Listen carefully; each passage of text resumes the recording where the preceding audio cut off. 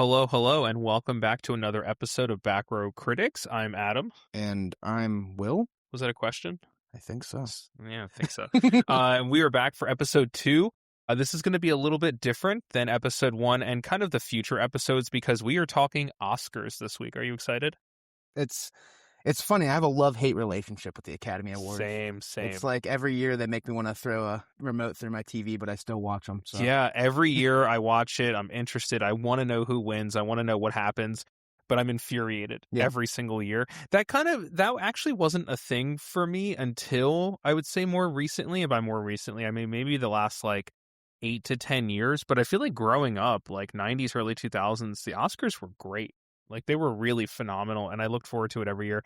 And now there is just, I mean, I know there's always been, but there's clearly just so much politics involved in the who should win, who's earned it, or who's played the game long enough. And for me, that just shouldn't be a thing. No, I agree at all. A prime example of the who deserves who's been putting in the work, like Jamie Lee Curtis for Everything Everywhere All at Once. I don't think she was the most deserving supporting actress that year. But that was the legacy. Literally, the people, the talk around it was, and I'm kind of wondering your thoughts on this because it's like if I was an actor, right, and I had this performance that it was getting nominated and was winning all these awards, and the talk was, well, she deserves it because of her career. Yeah. Not because of her performance, but because of her. That would bother me. That'd bother me. And I feel like you see it a lot with Chalamet. Yeah. Chalamet is becoming that guy that probably should just win every award. Yeah. Right? Yeah. He's the top of the game right now. Yeah. But he gets snubbed because it's like, oh, this guy's been doing it longer. Well, he's so young, he'll have a lot more chances. Oh, for sure. And you're like, but that's not the an talk. excuse. I agree with you. I really don't like that. I don't like the notion of, well, he's going to have a lot more time. He'll have so many more chances. He's the it guy, so he'll get a lot of great roles. So he'll win it in the future. And it's like, wait, that's not what this is supposed to be. This is a year by, if it wasn't a year by year thing, then you don't call it the 98th Academy Awards. You just call it the Academy Awards. Tracking years doesn't matter if you're just like, oh, well, he'll win it eventually. It's like this year, this performance, what's the best one? So that's what we're going to do. We're going to talk about who we think is we're going to break it down, deserving based on what they did last year. Yes, exactly. And are you good to just jump right into it? Yeah. You ready to go? All right, viewers, we're going to jump right into it. Big thing with us is this is Will and I's opinion, obviously. We're huge movie geeks. We love this world. We know if you're listening, you probably do too. Let us know your thoughts. We're going to break down 12 categories. We're going to give our thoughts. It's obviously not all of them, but, we didn't want to geek out about certain things that might put some of you to sleep, or maybe some things that you guys didn't see out there, and we don't want to isolate anybody or anything like that. So, but give us your thoughts. We're going to break down 12 categories. We're going to go through who we think will win and who we personally want to win. So, let us know your thoughts. Did we get it right? Did we get it wrong? We don't care, but we want to hear what you guys have to say. And we're going to start off with a really fun one, best visual effects. Now, if we're actually looking at the kind of breakdowns for the Oscars, the nominees this year for best visual effects are, drum roll please, Jurassic World Rebirth, The Lost Bus, F1, Sinners, and Avatar Fire and Ash. Would you like to take it away, Will? Do we want to start with who we think will win? Yeah. Let's start with, who we think will win. I think that this is one of those categories that is shirt up. I kind of feel like Avatar Fire and Ash is going to win. Slam dunk, right? Yeah, it's going to win. It's just, I feel like every time an Avatar movie is made, that it's going to at least get the one Oscar. Yeah, I mean, you look at the work that's put into it. Yeah, and you actually look at visually how it looks on screen, and it feels like a lock to win. And I don't know if I have a problem with that. Cameron puts in work. The team is so vast that works on it. It's years and years of work. Yeah.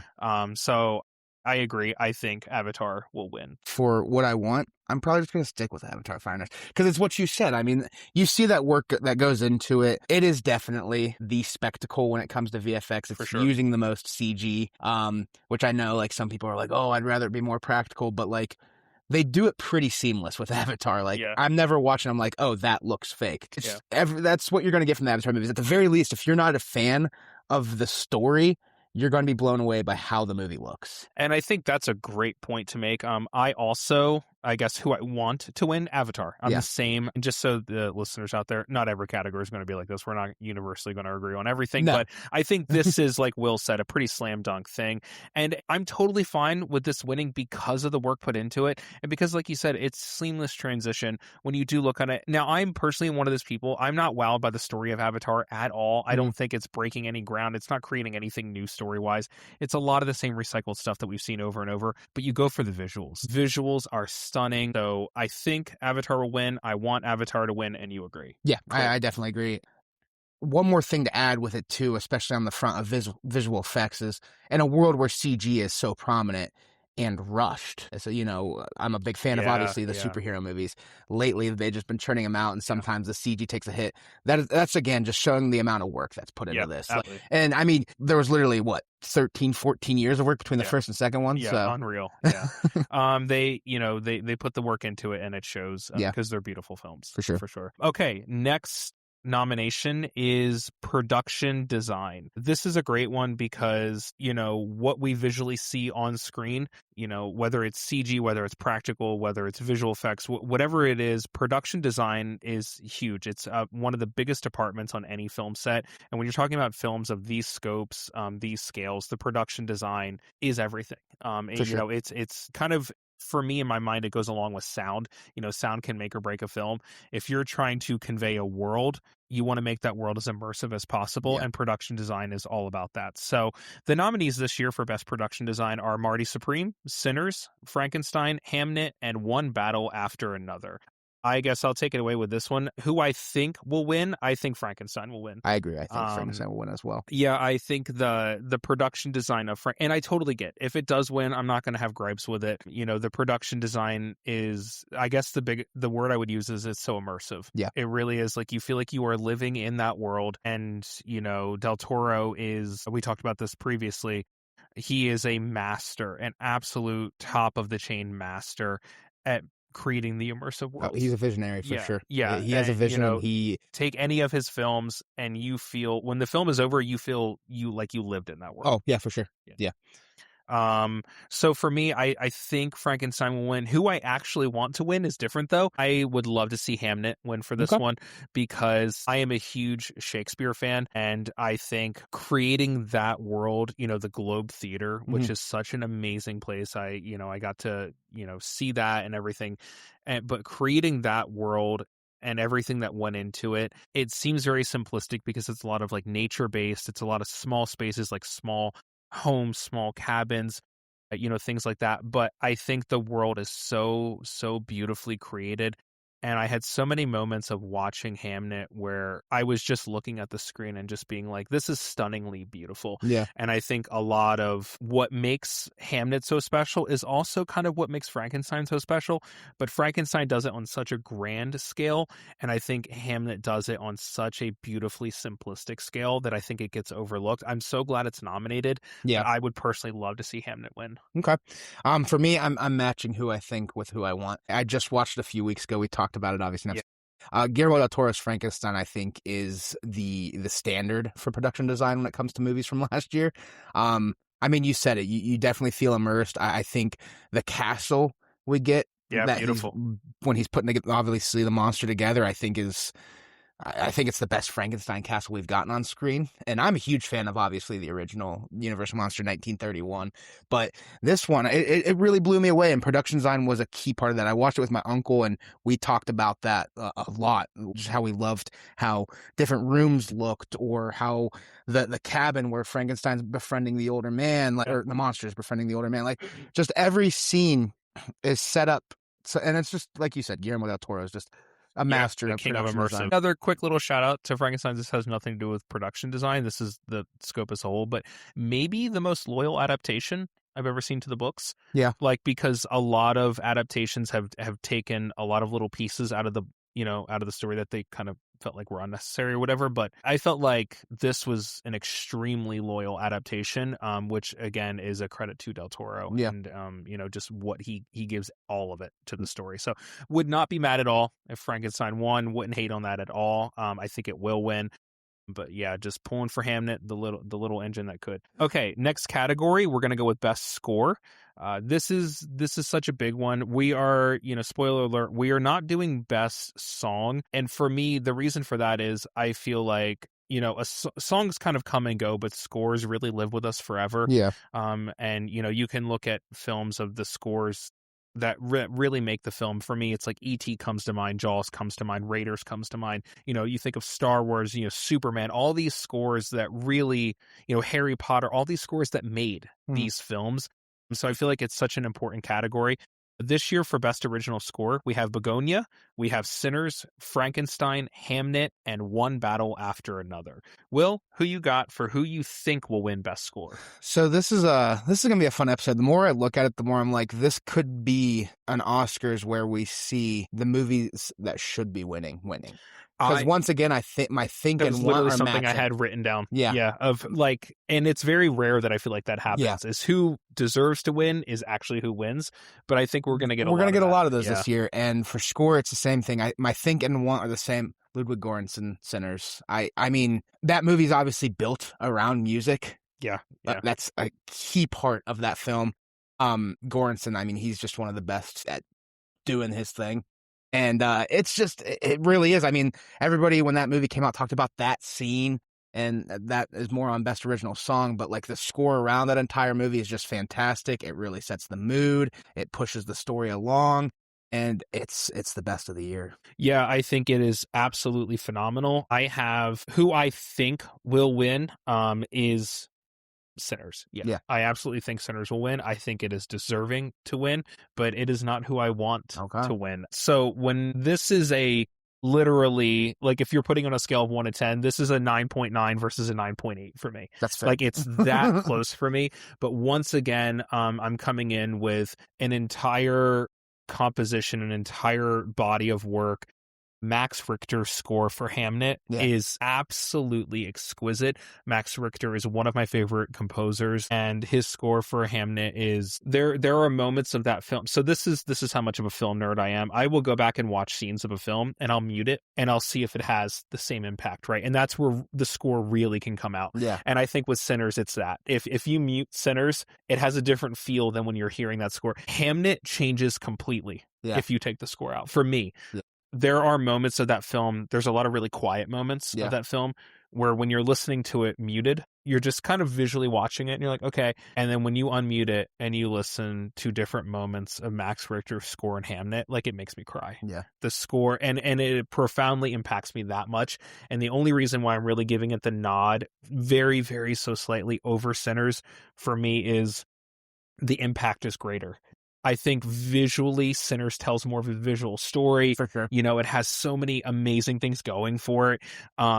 But I think the score changes the entire feeling of Hamnet. So for me, it's literally neck and neck. Sinners will win. It will. This is a very good list too. I think all the nominees for this one are. This is a strong category. Strong year. Okay, so we're moving right on to Best Adapted Screenplay. This is a really interesting. Obviously, I'm going to let you go first, but this is a really, really interesting year for me because these are adapted screenplays that you would swear feel original. And that's one of the more interesting things. So, I mean, two obviously stick out as adapted. Shakespeare. Yeah, exactly. But for Best Adapted Screenplay, our nominees this year are Begonia, Train Dreams, Frankenstein, Hamnet, and One Battle After Another. Will, who you got for who you think will win Best Adapted Screenplay? Who I think will win this is One Battle After Another. Fantastic movie. Yeah.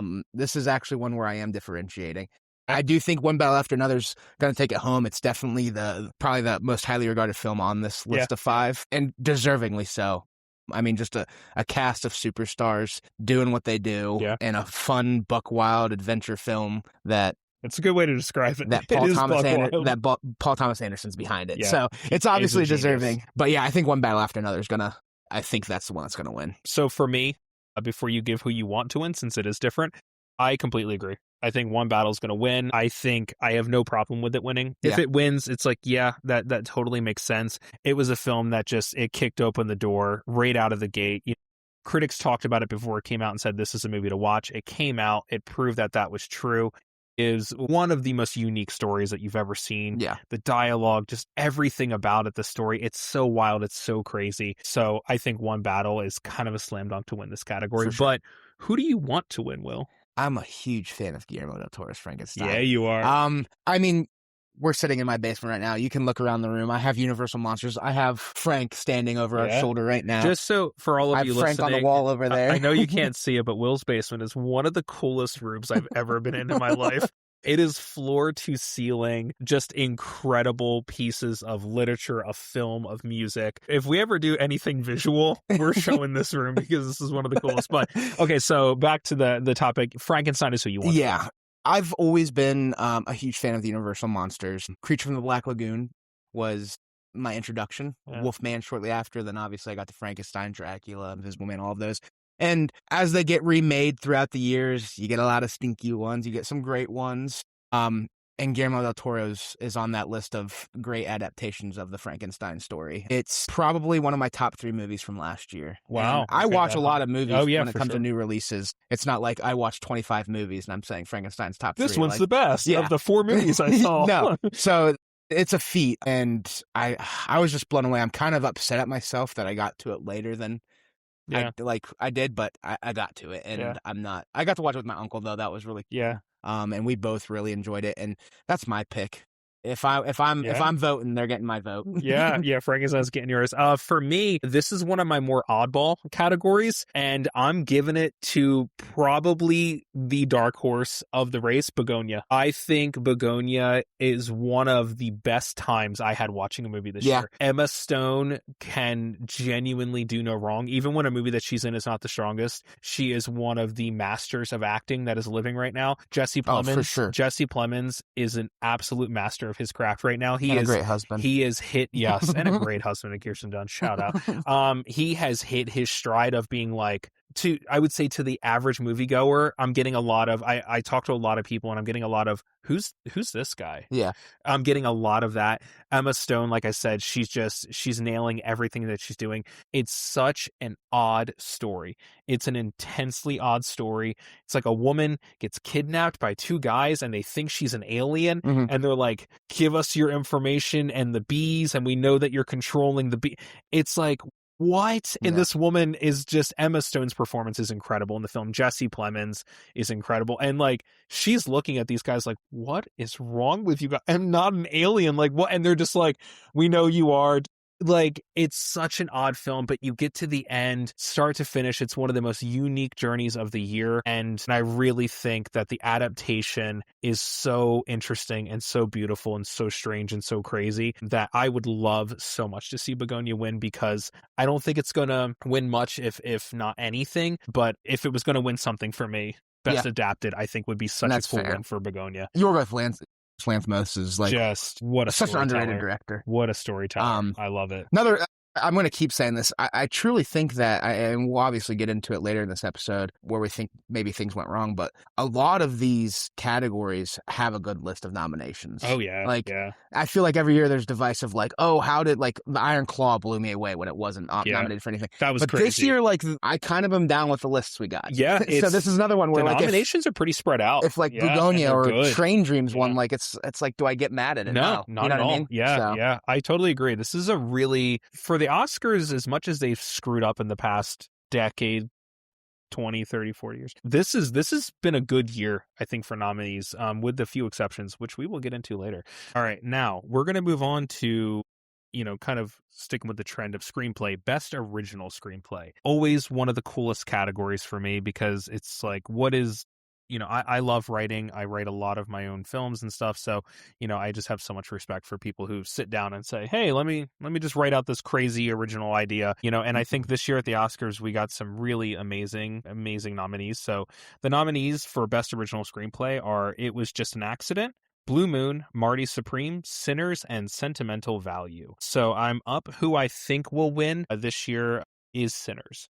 I think Sinners is going to win. What about you? I think Sinners is going to clean house at the Oscars this year. Yeah, I mean, most nominated film ever, right? Yeah. So, but this is another one I think they'll win. Yeah. Yeah, absolutely. And just no mystery behind it. Who I want to win is Sinners. Okay.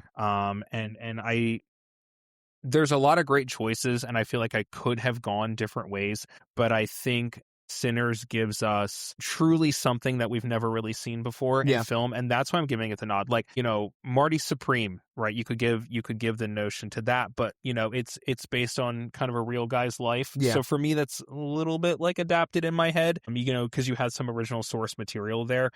Blue Moon, it's based on a guy's life.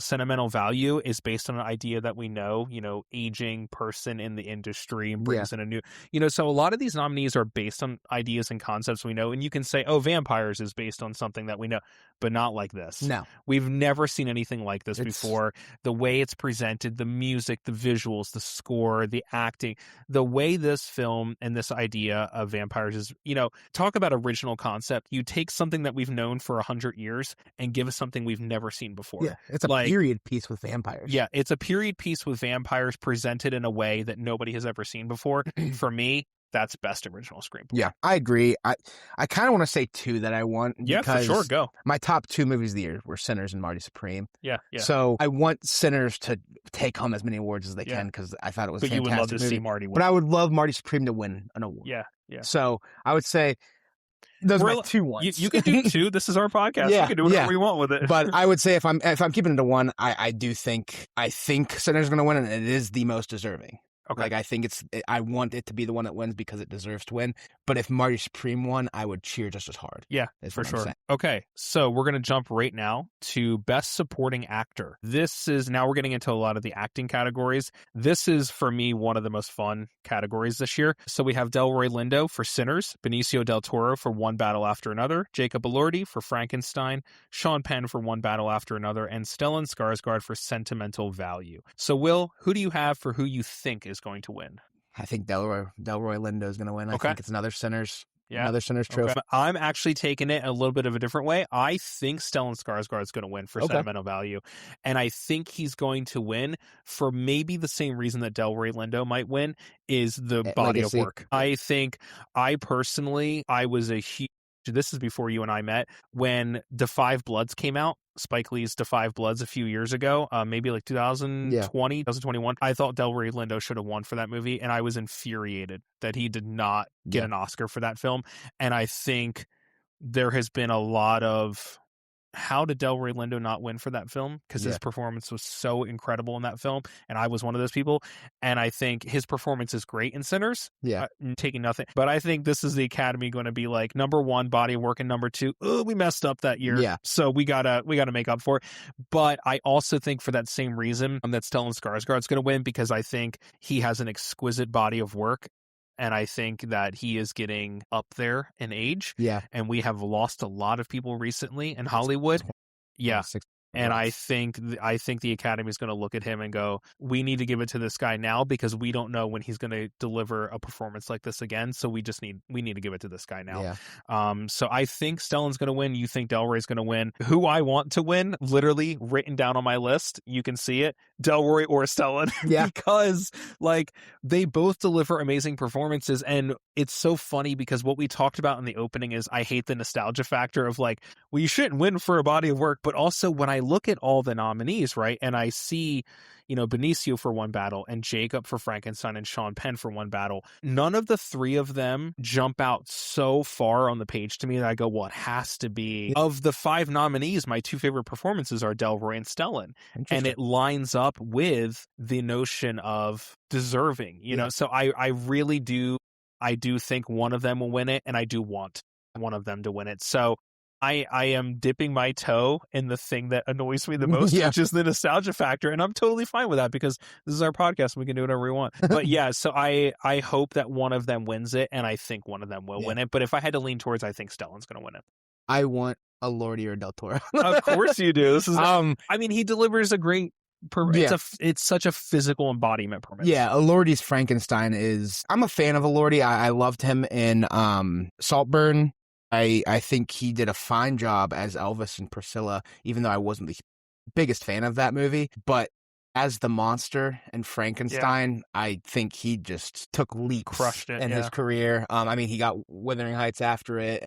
There's just so much more that I know is to come for him. He's only been around for a few years, and he has an Oscar nomination already. The dude's doing okay, right? And then the reason I'd be okay with Del Toro is because I he's probably my favorite character in one battle after Yeah. another. The scene alone where he goes a few mini beers. Yeah, he delivers such a fun, unique performance. I Yeah. totally get it. You know what's interesting about this is when One Battle first came out, literally everybody just said Sean Penn's gonna Yeah. sweep every award and win every award. Which Sean Penn was fantastic. Yeah, but it's weird that it's not happening now, and I feel like of the entire he's maybe like the 4th or 5th favorite now, where when it first came out, everybody was and now I feel like Del Toro has like surpassed Sean Penn in like the Oscar talk.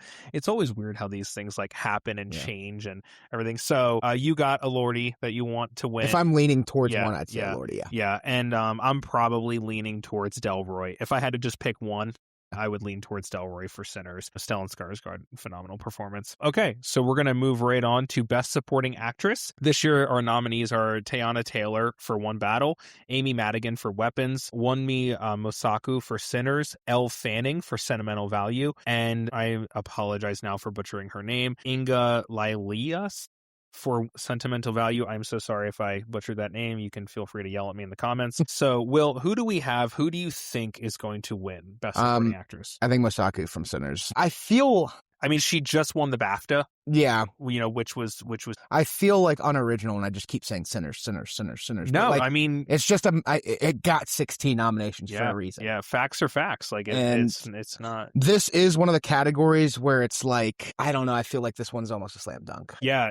I too have written down that I think she's going to win. I know Teyana Taylor won the Golden Globe. You know, Saku, winning for Sinners. I think that's what's going to happen. The BAFTA is huge. I think it's almost like 8 out of 10 times whoever wins the BAFTA wins the Oscar, Yeah. And, not only that, but I think she delivers such a unique performance. What she does with the character is so special. Yeah. It's so beautiful. A lot Emotional. Really, in a film with such amazing actors and characters, she really steals a lot of the scenes that she's in. So, I agree. I think she's going to win. It reminds me a lot of 2 performances in recent memory, and that is Divine Joy Randolph. I knew you were going to say Holdovers, that. Yeah, I knew. And Lily Gladstone.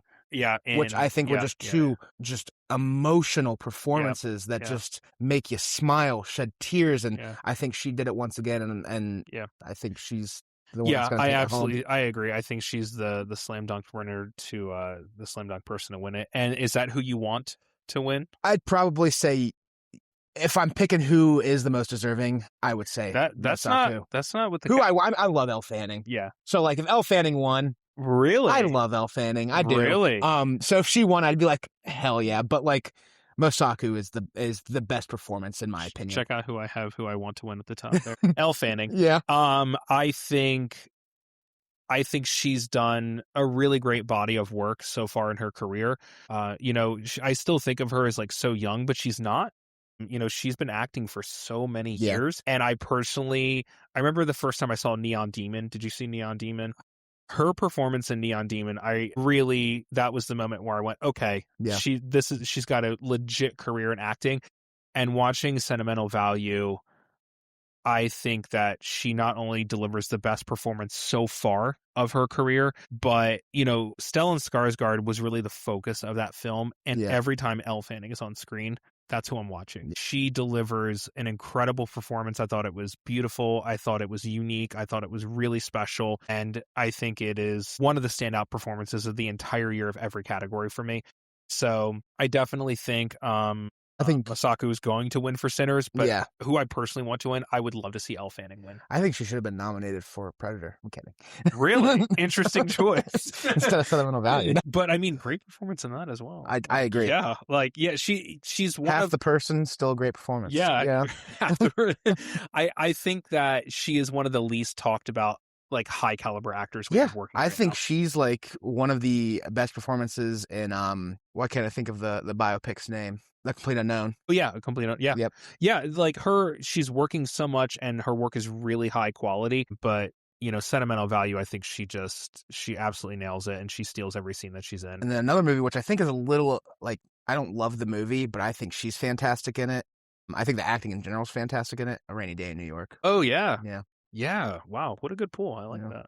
Good on you, man. So, all right, we're going to jump now to Best Actor. Best Actor, the nominees are Michael B. Jordan for Sinners, Timothy Chalamet for Marty Supreme, Leonardo DiCaprio for One Battle After Another, Wagner Mara for The Secret Agent, and Ethan Hawke for Blue Moon. What a list of names. So, for me, I think this is maybe the most stacked category of the year. Yeah, I mean, I think any other year, and I know people say this, but I really, really mean this. If you take any one of these performances and put it in a different year, the actor walks home with the Oscar. probably. I think it is an incredibly stacked year. Who I think will win, I'm gonna go ahead and finally give it to him. I really think Timothy Chalamet is walking away with the Oscar. I think he has done, and this is not who I want to win. Spoiler alert. But I think he has done so much PR work this year. Yeah. I think he's been very gracious. He is an actor, and I don't mind this at all, unless it becomes a problem. But as of right now, I don't mind it.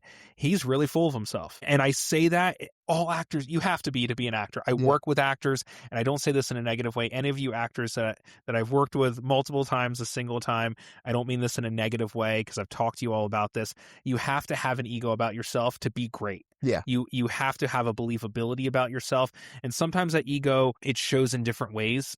Sometimes it's just the love of the craft. Sometimes it's you really do think that you're the greatest. It comes out in a lot of different ways. I think it's also really balanced with, a really tough look at yourself as well, because a lot of the greatest actors that I have worked with, they're really, really hard on themselves. But that goes into the ego. And I think a lot of them don't realize it is if you're really hard on yourself and you're down on yourself, but you continue to push forward and work hard and continue to make work even when you're really hard on yourself, there's an ego involved in that because you're believing in yourself. And I think Chalamet has really turned it around. He's delivered great performance after great performance. Seeing him in Lady Bird and seeing him in Call Me by Your Name, like I still think Call Me by Your Name is the best performance he's ever given. And I think the Academy is going to finally get this out of the way and recognize him for the greatness that he has displayed. So I do think Timothy Chalamet will win the Oscar this year. Who do you have winning? I think Michael B. Jordan is going to win. Yeah, I think, how insane is it to say it would be a surprise? Because like DiCaprio and Chalamet have been winning like all the Best Actor Oscars. Yeah. So I feel like if Michael B. Jordan wins, a lot of people are going to be like, "Oh, I'm really shocked by that." I won't be. Yeah. But I think a lot of people are going to be like, "Oh."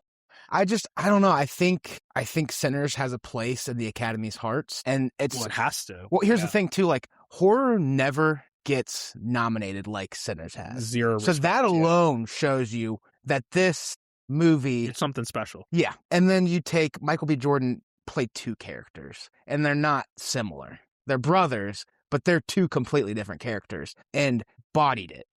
I mean, yeah, incredible work. So I think he's kind of my think and want.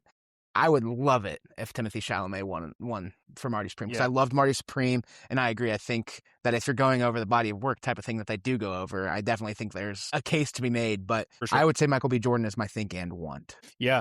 My want is definitely a curveball. Yeah. When I think about all five of these performances, because it's not who we actually think we're choosing from this list of five. That's what our options are. We can't say, oh, well, this person should, blah, blah, blah.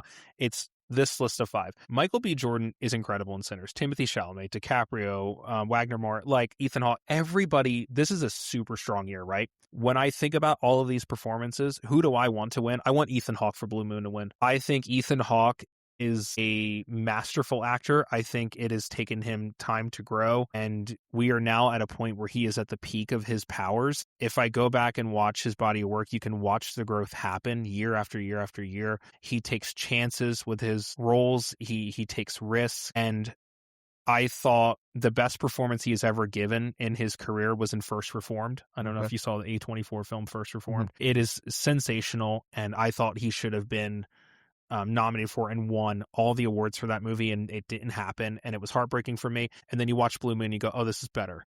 I think he delivers an absolutely stunning performance. He is the film. He is mesmerizing. It's one of the oddest performances of his career. Yeah. It doesn't look like Ethan Hawke. It doesn't sound like Ethan Hawke. The physical embodiment is not of Ethan Hawke. He completely transforms. And once again, this is not a knock at all. I promise you, I love all these films. But when I see Michael B. Jordan, like, I'm not arguing with your example at all. He plays two characters. It's insane what he does in the film.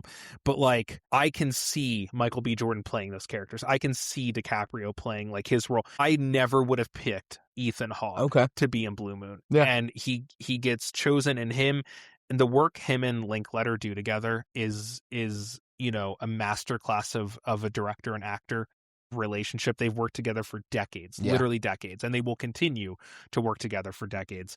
And I think Blue Moon, his performance in Blue Moon just really floored me. And when the movie ended, it's one of the few films that happened to me this year. When the movie ended, I said out loud, I want to watch it again immediately. And I like very rarely do that. Like Sinners was incredible, but after it ended, I was like, "Whew, I'm exhausted," because it's an exhausting film. When Blue Moon was over, I was like, I want to watch it again. And somebody said, "Why?" And I said, because I want to watch Ethan Hawke again. And I think that's just what stands out to me. That's fair. Well, I think he was once again nominated for the wrong movie. What do you think he should have been nominated? Black Phone 2. Obviously. Black Phone 2. We're just throwing, all right, hot takes are starting early. All right, so moving on now, we have Best Actress at the Academy Awards, and we have Emma Stone for Begonia, Rose Byrne for If I Had Legs, I'd Kick You, Jessie Buckley for Hamnet, Renee, so bad with these names, I'm sorry, Renee Renesmee for Sentimental Value, and Kate Hudson for Song Sung Blue. So, is it my turn first? Yes. Sure. So who do I think will win the Oscar? I'm going to go off on a very minor tangent. I promise I'll try to keep this as short as possible. Who I think and who I want: Jessie Buckley. Hamnet, let's just get it out of the way. Many years ago, not many, this is like 2019, maybe 2018, 2019, I saw a little known, little heard of movie in the States at least called Beast. Jessie Buckley was in that film. I believe she was 18 or 19 years old when she did the film. And I remember I watched it at home during the pandemic. And I told my wife, I said, "Who is this person? And how does everybody not know about that?" Her performance in that film is one of the best performances I've ever seen in any movie in my entire life. Anybody out there, if you've seen it, let us know. If you haven't, watch it and let us know. It's called Beast, and it's Jessie Buckley, super, super early. And I remember I watched that movie, and I became obsessed with her. And I said, this is the person that's going to take over Hollywood, as they should. And it's such a full circle moment because I've been such a fan of Jessie Buckley, and I've been beaten on the door of give her all the roles, give her all the awards. And I'm hoping that her winning this year, because it's going to happen, does what it did for Emma Stone. Yeah. And it skyrockets her, and she gets all the roles and all the work. You know, I'm so excited for The Bride coming up with her and Christian Bale. Yeah. I'm so excited for The Bride and Maggie Gyllenhaal directing. But I have been, for the past 5 or 6 years, the biggest Jessie Buckley fan. And the fact that she's going to win this year for sure, I think. And the fact that I think she delivers a performance in Hamnet. Literally, I have like chills right now when I think about the end of that film. Yeah. And her in that theater up against that stage, dude. Yeah. Like, you can see like the tears in my, it's a quiet. Yeah. She's just standing there. Yeah. And the way she looks at Paul Mescal makes me weep, man. Yeah. It is just, for me, it's maybe the performance of the year, period. Yeah. And I'm so excited for her. So, all right, I'm going to stop now. Jessie Buckley, who I want, give her everything. Who I think's going to win is Jessie Buckley, and now I want Jessie Buckley to win. After watching you talk, I'm always a fan of seeing Emma Stone get up there. Yeah, 100%. But no, I think Jessie Buckley is the deserving person. She's the person to win this year for a role. I think it's really, I think it's between Buckley and Stone. Yeah, and you heard me talk about, Begonia earlier. Emma Stone is I just wanted to get up there and see her weirdness and awkwardness. I just want to see if she wants to ask, why can't I think of his name? 21 Jump Street. Jonah Hill. Oh, Jonah Hill. I want to see if she wants to dance again, Yeah, like, you want to dance? Yeah. I love her because she's kind of like the new age Jennifer Lawrence was when Jennifer Lawrence was winning all the awards. She was real and raw. Yeah. And like every time Emma Stone wins, she genuinely is the most shocked person in the room. And she's just, I love that she describes herself as just like weird and gaudy and awkward. And she gets up there and you can tell like she doesn't know what to say. Yeah. Every time Emma Stone wins, she'll win 1,000 awards, and every single speech that she gives, she'll just be like, I don't know what to say. And I believe it. I don't think it's a show. Like, she's just really like, when she wins, she's so surprised. Yeah. But I'm excited because I know for a fact Jessie Buckley's going to win. For a And I'm fact. just, oh yeah, it's a fact. You got a phone call? Yeah, yeah. The Academy I called me know and told me. somebody. I know somebody. When I voted this year, no, but I'm so excited to see Jessie Buckley stand up there and hold an Oscar, and I think it's going to be amazing. So, Yeah. Okay, really fun category. One of my favorite categories every single year, best cinematography. I think this is one of the most important categories. I work in film, and the way that I value cinematography is right up there at the top of every single department. And, you're starting your journey in film. And, I just watched was it your first short film? Yeah, I just watched that. You made a lot of choices in that film, the specific moments that I didn't know that you were the cinematographer for. And I pointed out, I really like this shot. And you were like, oh, I did this shot. And it's like, you made really cool choices in the film. So obviously you have an eye and value cinematography as well. And we have an incredible year for cinematography. We have nominated Loaded. is Marty Supreme, Train Dreams, Sinners, Frankenstein, and One Battle After Another. So, Will, who do you have for who you think will win best cinematography? I think it's going to be Sinners. This movie is just so easy to watch and listen to because it has Autumn great Durald. sound, great music, and it is shot so.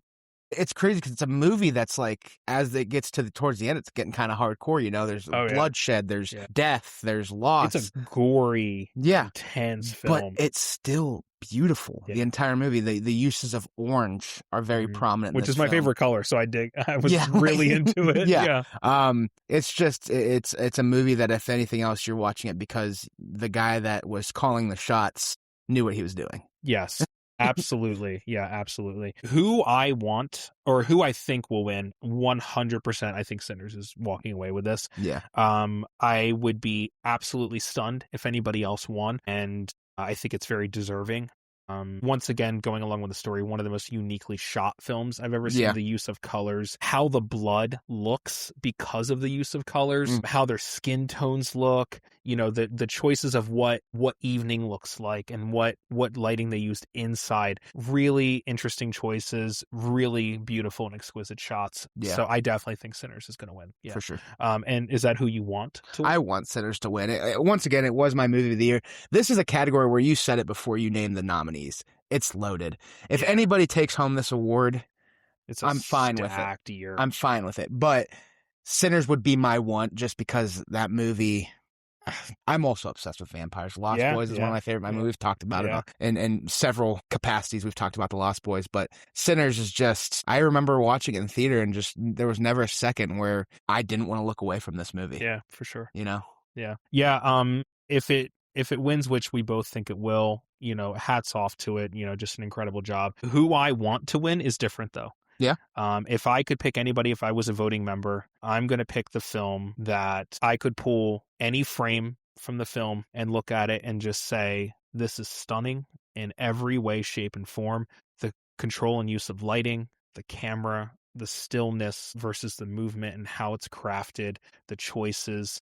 Train Dreams is my pick. I have watched videos and listening to like the DP and the director talking about how they shot this film and how I think he said 97% of the lighting is natural light that you see in the film, which is, if you're a filmmaker, is what? It limits you so much of when you can shoot. And they would talk about how, it's like, okay, we have a golden hour or whatever. Like, we have 1 hour to shoot this scene and okay, we didn't get it. Cool. We'll come back and do it tomorrow. And it's like, because they just wanted to use natural lighting, the use of candlelight, light coming into the rooms, being outside, and the use of cameras, like tying cameras to trees and the trees falling with the camera on it. So unique, so interesting. Shots, the performances are, especially around fire. I'm so obsessed with how fire looks in film. Yeah. And I thought it was some of the most natural, realistic, gorgeous fire I've ever seen in any movie ever was in Train Dreams. And the use of lighting coming through the trees, coming through the cracks in the cabins, some of the best I've ever seen in my life.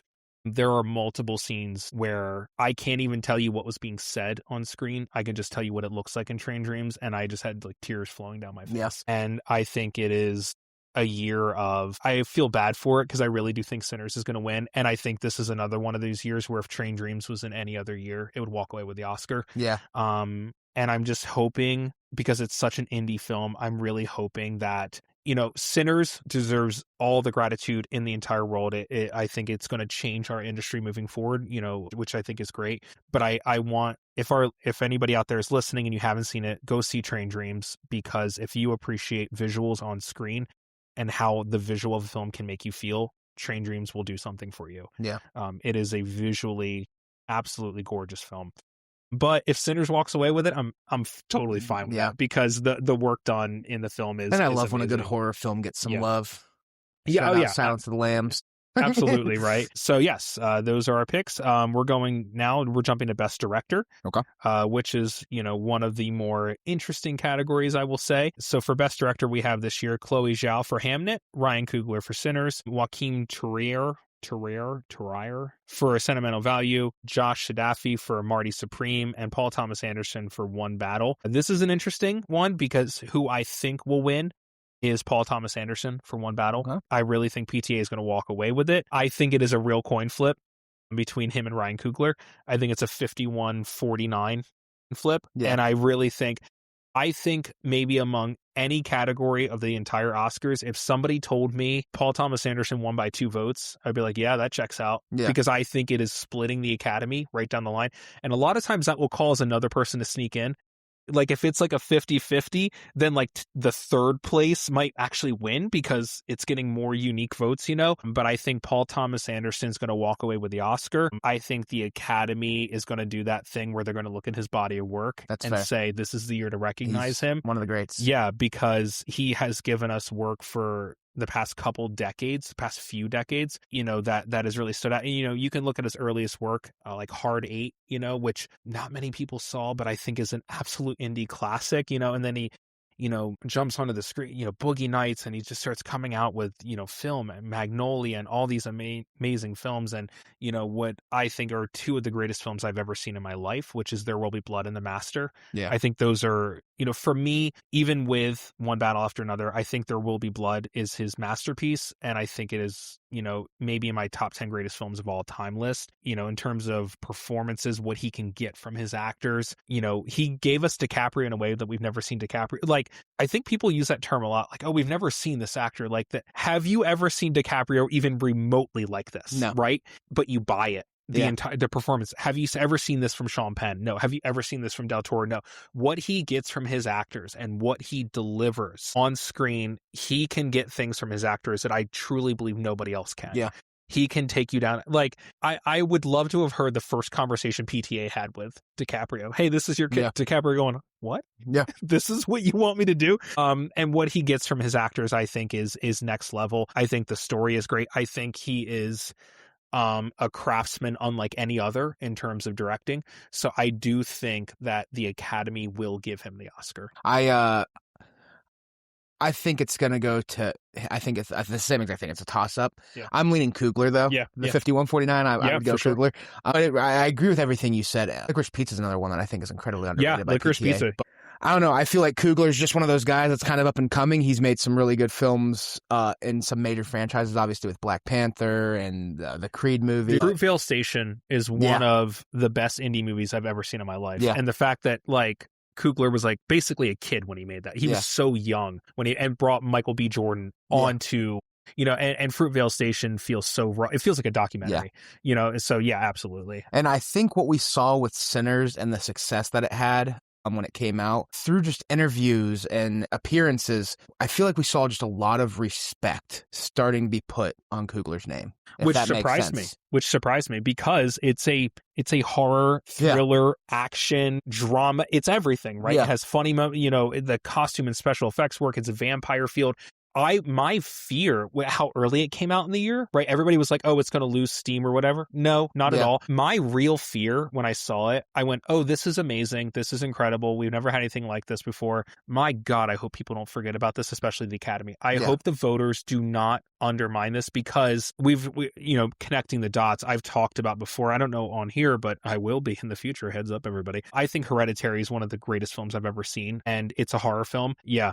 And I think maybe the best horror film performance I've ever seen in my life is Toni Collette in the film. And, the Academy did not even sniff at that film. So when I was thinking about that film and how upset I was, Hereditary got no love from anybody, I was worried that was going to happen to Sinners. So that was my connection. I was like, please don't let this happen to Sinners. I was doing the same thing because when Sinners came out and I watched it, I literally came home to Rosie. I watched with my buddy Mike. I came home to Rosie and I was like, it is going to take a damn good movie to beat that. Yeah. but it came out in April. Yeah, that's what I mean. It was so interesting to release it that early. I'm glad it did because, that's a lot of times kind of more of a dead time of the year, for movies. And it gave us something to go to the theaters for and cheer for. And I think that was, an incredibly gutsy choice, by the studio. I loved the time it came out because it came out my birthday weekend. Oh, happy birthday to you. So it was back-to-back years where there was a vampire movie on my birthday weekend because the year before was Abigail. Lost Boys 12. Oh, yeah, Abigail. Yeah. So I'll take a vampire movie every birthday. Yeah. They should have waited for that new Dracula that came out a few weeks ago until my birthday they weekend. Should not. But heads up to the industry. Next April, this coming April, I guess. I can't wait to see what movie we have, vampire movie we have coming out for Will's birthday. So Lost Boys 4. Lost Boys 4. We're making it. Still lost. They hired us. Boys. Still lost. Still not found. Still not found. So you have Sinners winning or you have Ryan Coogler winning and you want Ryan Coogler. I want Ryan Coogler to win. I would be okay with PTA as well because he is one of my favorite directors, I would say. It's just Coogler's just one of those young guys that he's starting to become that guy. I'd be okay with him touching anything. Yeah. You know what I mean? Like, there's always that conversation, like, especially when it comes to, like, remaking something. I've always said, like, if anybody's ever going to remake People Under the Stairs, I'd want it to be Jordan Peele. Coogler's almost entering into the discussion, and that's just an example of one film. But no, for sure. And what he can do, you take the most indie of films that feels like a documentary, Fruitvale Station. You take a massive, massive budget like Black Panther. Yeah. You take a film like Sinners, which is so unique. So you take huge budget, built-in box office success. You take indie budget. You don't know what's going to happen. You take a unique vision that has never been done before, and he literally home runs everything. Yeah. He's just that guy. And he's got range. I think we're Robert lucky. Eggers is another name I'd throw out there for a guy like that. We're going to hopefully have decades more of incredible work. Yeah. So I said that I really think PTA is going to win. Who do I want to win? Ryan Coogler. Yeah. I think it's for all the reasons we've named. It's the body of work. It's the presentation. It's what he's given us. I think that if maybe he made any other film, I would say give it to PTA.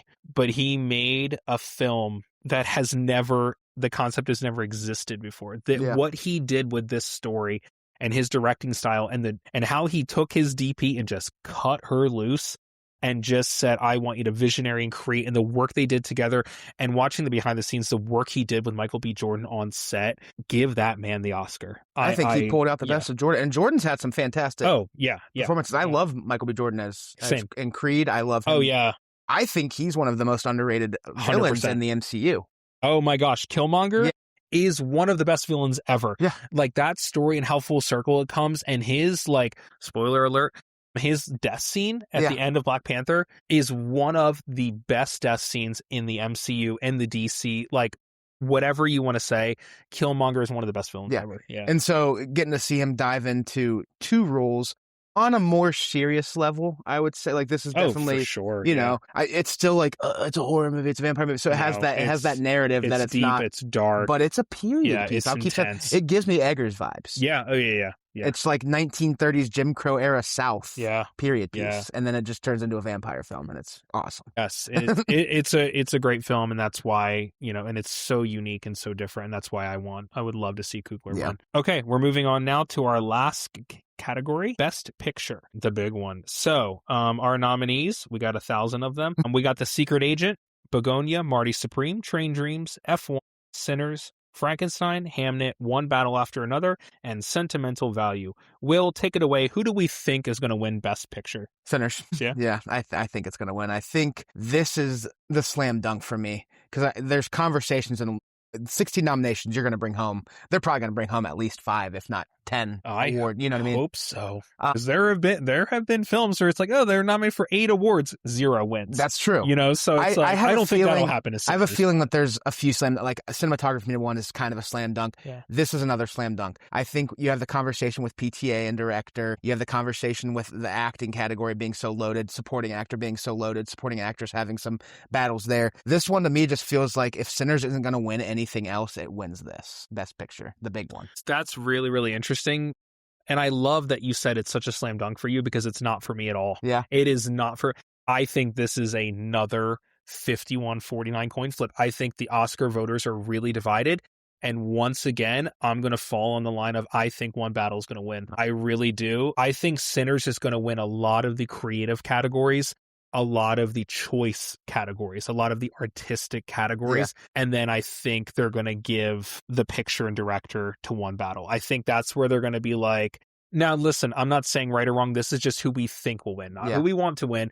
But I think they're going to say Sinners is creative, so here's a bunch of creative awards. One Battle is a epic kind of scope, all-encompassing film, so here is picture and director. Yeah. And I think that's what the Academy is going to do. And I'm guessing that's who you want to win, Sinners? Yeah. So when it comes to Once, I've said Sinners a lot, obviously. I love that film. I adore it. It's up there all time for me. That's how much I loved watching this movie. Picture and director, the two I want the most. Yeah. Because I love Ryan Coogler. I want to see more of him. I'm excited to see more of him.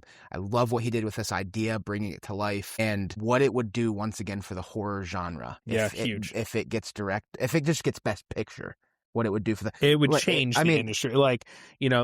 Hopefully it would, because you would think Silence of the Lambs winning, would have changed things, but it didn't really. Because I also think a lot of people, and I totally get this, didn't view it as like a horror. A lot of people viewed it as like an intense drama. Yeah. Because thriller. the acting performances were so good in it and so strong. And Anthony Hopkins, people didn't associate him with like horror, and Jodie Foster with horror. So I think it kind of got muddled, but I think this is very clearly a horror. And I definitely think if this won, it would change the industry, hopefully. So for me, I actually have two that I would really love to see win, and it is not One Battle. I would love to see Sinners win because of all the reasons you cited. It would change things. It would really be putting a flag down and saying that high level, smart horror has not only a place in our industry, but we've kind of taken a step out, and we're saying like, all right, we're taking over now. Like our high level, really smart, really interesting, incredibly well acted, incredibly shot, incredibly directed and written, horror is better than your stuff. So I would love to see Sinners win, and I would also love to see Train Dreams win. I really would, just because I'm such a visual person. The visuals of that film are so incredible. I'm such a fan of films that can do so much with so little, and that's literally the definition of Train Dreams. What they do with such little dialogue and such little movement in some scenes, and just relying on the visuals, facial acting, body language acting, this quiet performance of Joel Egerton, I think is so incredible. And I think Train Dreams did the most with the least amount this year, and I just have such respect for that film. Yeah. So I would love to see Sinners win, and I would love to see Train Dreams win, which will not win. But I think it's lovely that it was nominated for Best Picture. I think that's really cool of the Academy to do. Yeah. But yeah, I think One Battle is going to win. You think Sinners is going to win, and it sounds like we are both totally good with Sinners walking away with it. Yeah. So love that. All right, so those are our picks. Let us know. Did we get it right? Did we get it wrong? We don't care.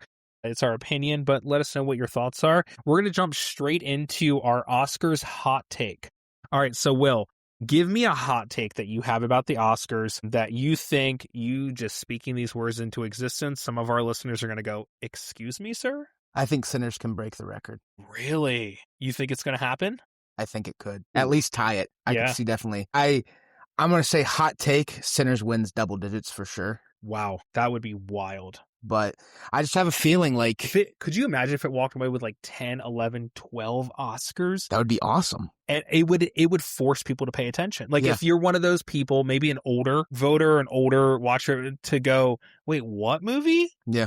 Won 12 Oscars? It like kind of forces people to pay attention to it. You know? Yeah. I have a feeling we're gonna tune in on that evening, and it's gonna be a lot of familiar faces going up to the stage. I mean, wouldn't hate on that, right? No, I'd be smiling the whole time. I know you would love it. I would too. It'd be great. I don't think there's anything wrong with that at all. I think, okay, so my Oscars hot take, even though I didn't pick it for who I want to win Best Picture, I think maybe years from now, looking back once again, hot take, this could be wrong. I think maybe the actual best crafted film of the year might be The Secret Agent. Yeah. It's a film that nobody's talking about. I think it's an easy win for Best International Film. I think, when it went to Cannes, it won like Best Film, it won Best Director, it won Best Actor. Yeah. It really picked up steam. It's won tons and tons of international awards. Mm-hmm. It's been nominated for so many awards. I think that when you watch The Secret Agent from start to finish, it's maybe the most complete film of the year. Yeah. When you look at the writing, directing, performances, the story, how it grabs a hold of you, every single character is so interesting. It has a lot of comparisons, I feel like, to Sinners. It really does, because every aspect is a 10 out of 10 home run. I think there's a real chance we could look back years from now and say, I think the best movies of this year isn't going to be like a Sinners in One Battle. I think people might historically look back and say, man, we really slept on The Secret Agent, and this should have won a lot more awards than it did. Interesting. Yeah, I really, really think that there's a chance that happens. Okay, let's get into our last little bits. What is a snub for you this year, Will? What did not happen that you were like, excuse me, sir? That's easy for me, Miles Catton. Oh, really? Yeah, I think Miles Catton not only should have been nominated for Best Supporting Actor, but I think he should have won. For the audience out there, for what? Sinners. Yeah. Again, Delroy Lindo, very cool that he got nominated. I think he'll bring it home. I think it will be one of the 10 to 12 they win. One of the double digits. Oh, Miles Catton, I remember watching Sinners, and I was just thinking to myself, this guy's got chops, and I don't even know who he is. What else has he been in? And I go to Letterboxd, I click on his name, Sinners. Yeah. And I'm like, this is his first. It really reminded me of another guy who I thought was snubbed, Dominic Sessa from The Holdovers. Yeah. First time on the big screen, and just absolutely bodied their role. Yeah. I mean, Miles Catton, I think Miles Catton might have outperformed Michael B. Jordan to an extent. And I think Michael B. Jordan should win Best Actor. Like, if you break down the whole film, I think you can make a real argument that he's actually the standout of the film. You can, for sure. And so I think it is a huge snub that he's not on the supporting list. Yeah, for sure.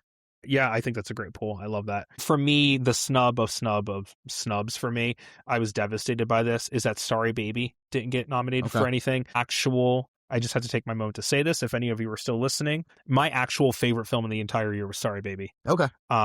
We were just doing kind of what was nominated and everything. I thought my favorite film of the year was Sorry Baby, and the best performance that I saw this entire year was Eva Victor in Sorry Baby. So the fact that she got no love for acting, she wrote, directed, and acted in this film, and it's her first time doing any of that. I mean, she has acted in things before, but like didn't write a film before, never directed a film before. Yeah. And I think that it is just a film that is so beautiful. It is heart-wrenching. It's a very prevalent story for what's going on right now. For any of you listening out there, it's on Netflix. Please check out Sorry Baby. It's an incredible piece of work. The topic is very prevalent today. It's a hard film to watch, so just kind of as a warning, it does contain it does kind of gear around some really sensitive topics that people should definitely research before you watch it. But her performance, the directing, the style, the use of camera work, the story as a whole, I have said this to the people in the industry that I know. It's maybe the first movie I've ever watched where I said that if I could direct a film, like if I directed Sorry Baby, it would look identical to this film. Frame for frame, shot by shot. If I read the script and I had the same DP and the same everything, I would make an identical looking film. Yeah. So I just love, appreciate, and value every single frame of this film. I think it is a perfect film. It's a 10 out of 10. It was my favorite film this year. So the fact that it got no love by the Oscars was really heartbreaking for me. Not surprising, but heartbreaking. And then what was the surprise for you this year? What thing happened? If you want, I can go first, because I definitely have one that is huge. F1 getting nominated for Best Picture. What are we doing? Yeah, what are we doing? That's a big surprise for sure. The visuals were cool. Yeah. The use of camera and being in the car and all that was cool. But besides that, it's really not a great movie. It's a cool racing movie, but it's not a great movie as a whole. And I think it getting nominated for Best Picture was like, Brad Pitt was kind of doing the Oscar tour a little bit of being like, hey, let me go on all these award shows and did it. Yeah. And I think the Oscars were like, all right, cool, here's a nomination. Can you go away now? Yeah. I genuinely think that's what it was. I was kind of surprised Jurassic World Rebirth wasn't nominated for Best Picture. For best, no, this isn't. The what is it called? The Razzies. Oh, I like Jurassic World. Not Best Picture, but no. I would say like a big surprise for me was that Delroy Lindo got the nod over Miles Catton. Yeah, we kind of going off. I thought that was interesting. I was like, okay. Not that again. I think he's gonna win. So I think his performance was fantastic. I was just kind of surprised that he was the one picked from that movie. Yeah. I mean, you don't have to only pick one, too. Like they both could have been nominated. But sure. I was kind of surprised that if they're gonna pick one, that it wasn't Miles Catton. Yeah. I don't know. Like I said earlier, this is one of the better lists of nominations I've seen in recent memory. It's a good where I can get behind like whoever wins. Yeah, it's so a be good it, year. Yeah, it's a good year. I love it. Thank you for doing this, man. This was awesome. Yeah. For all of you listening out there, let us know your thoughts, individual awards as a whole, snubs, surprises, hot takes, whatever it may be. Let us know what you guys think. We'd love to hear your feedback. Let us know what movies we should review in the future. But as of right now, we will see, maybe do a check back in episode, see who was right, who was wrong. Yeah. And then, if Sinners walked away with 8,000 awards, we don't know. Yeah. But for everybody listening out there, thanks for joining us. We're the Back Row Critics. I'm Adam. I'm Will. And we'll check you guys out in another episode. Peace. Peace.